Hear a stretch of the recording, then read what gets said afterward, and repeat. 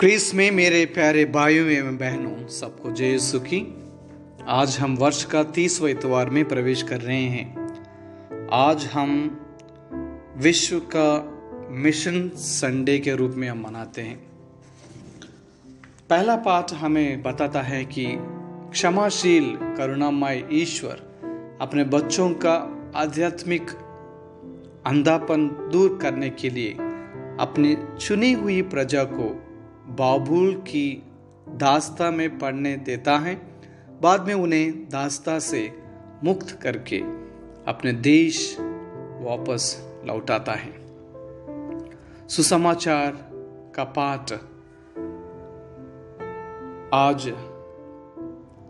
एक अंधे भिखारी को दृष्टिदान प्राप्त करते हुए बाबुल के निर्वासन से वापस लौटे यहूदियों को नबी यिर्मयाह के हर्षोल्लास की भविष्यवाणी पूरी करते हुए दिखाता है। आज का भजन स्तोत्र 126 निर्वासित इस्राएलियों को उनके पापों की सजा प्राप्त करने के पश्चात ईश्वर की दया तथा दास्ता से मुक्त करने की तत्परता दिखाता है। प्रभु किसी मनुष्य के विनाश से प्रसन्न नहीं होता है। वह मनुष्य को प्रायश्चित करके मार्ग बदलने के लिए दंडित अवश्य करता है। आज का दूसरा पाठ जो इब्रानियों को लिखे पत्र से लिया गया है, हमें बताता है कि प्रभु यीशु नए व्यवस्थान का एक सच्चा तथा परिपूर्ण प्रधान याजक है तथा हमारे पापों को हरने वाला परिपूर्ण यज्ञ है। दूसरा पाठ हमें यह भरोसा दिलाता है कि हमारा प्रधान याजक प्रभु यीशु हम पापियों के प्रति सहानुभूति पूर्ण व्यवहार रखता है, क्योंकि उन्होंने दुर्बल मानव का रूप धारण कर हमारे जैसे मनुष्य बन गए। आइए हम इसके लिए प्रार्थना करें, सारे मिशनरीज के लिए भी प्रार्थना करें। आमीन। We are in the 30th Sunday in ordinary time. The first reading from book of Jeremiah, chapter 31, verses from 7 to 9, deals with the promise of restoration of the people who are in exile and they return to their homeland.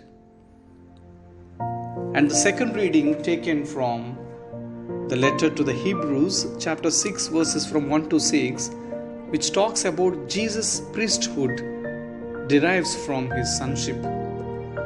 Jesus is the one who, while totally human, experienced all our weaknesses and temptations and yet stays without sin. He can empathize with us as we experience failures and flaws. This uniquely qualified high priest differs from the Aaronic high priest, who is prone to fall into sin like his fellow men.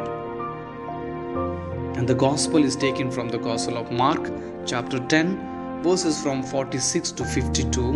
The amazing faith of Bartimaeus, the blind beggar.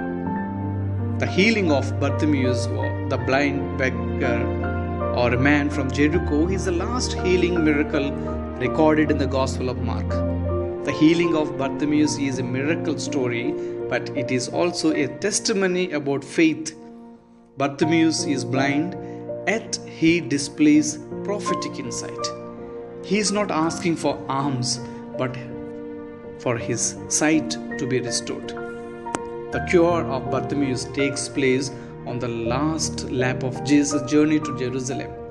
Jesus has cured a blind man also at the beginning of the journey. By comparing the two healings, we come to know the purpose of these miracles.